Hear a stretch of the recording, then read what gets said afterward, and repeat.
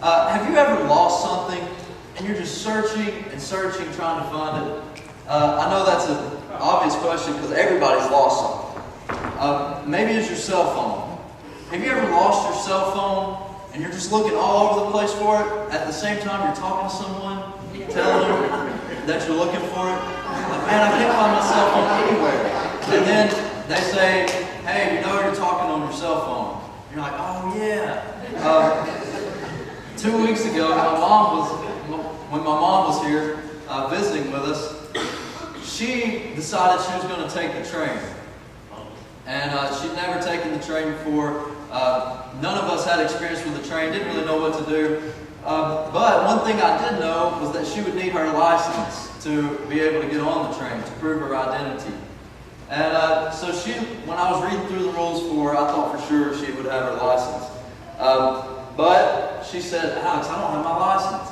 And she drove my car down. And so apparently she had made it without her license, we thought. So quickly we called Dad, and we said, Dad, and this was, she stayed the whole week, so we had plenty of time. Like, Dad, could you overnight Mom's license? Well, he calls me the next day. I looked all over, and I couldn't find any license except for one that expired in 2009. So I was like, okay, we can do this. Just send that. Maybe they'll take that as proof of identification, and we can move on, get on the train, and get you home. And then the next day, so 2 days after we had it overnighted, Mom comes in there. She says, Alex, guess what I found? And I was like, oh no. And come to find out, her renewed license that is current was in her purse the whole time. And so she thought she lost something, but she didn't. Turn to Acts chapter 17, and we're going to be in verses 22 through 27, just for a moment. Acts chapter 17, verses 22 through 27. Now I want to ask you another question. Have you ever felt like you lost God? And that's a pretty deep question, and that's probably a question that we can all answer. That at some point in our lives we felt like we've lost God. In verses 22 through 27. So Paul, standing in the midst of the Areopagus, said, Men of Athens, I perceive that in every way you are very religious. For as I passed along and observed the objects of your worship, I found also an altar with the inscription, To the unknown God. What therefore you worship as unknown, this I proclaim to you. The God who made the world and everything in it, being Lord of heaven and earth, does not live in temples made by man, nor is he served by human hands, as though he needed anything, since he himself gives to all mankind life and breath and everything. And he made from one man every nation of mankind to live on all the face of the earth, having determined allotted periods and the boundaries of their dwelling place. And listen real close to this last verse.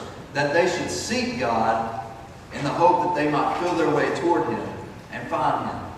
Yet he is actually not far from each one of us.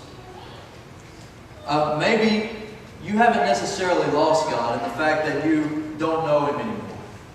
But when I say lost God, whenever you sing, whenever you pray, whenever you serve, do you pray, sing, and serve to God up there?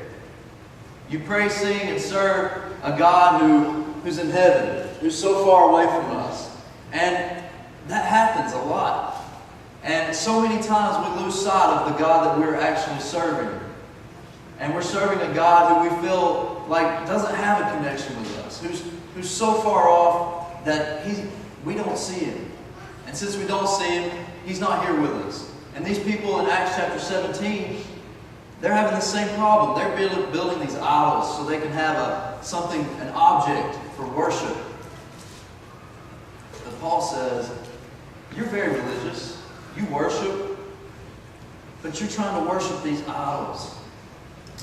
And he's not telling them not to have something of an earthly manner to worship. But what he is saying is, worship God. He is earthly. He's here with you. You don't have to build idols. You don't need something to bring into your worship with you to bow down and worship, you have God. He is here. You can worship Him because He's right here with you. And not only is that something that can help us in our worship, but it's also something that can help us when we're suffering. When things are going good, we can realize that God is right there with us. So tonight, if you are in a moment where you feel like you've lost God, and you feel like you need to come back, He's waiting. He's right here with us. You found Him. Come forward as we stand and sing.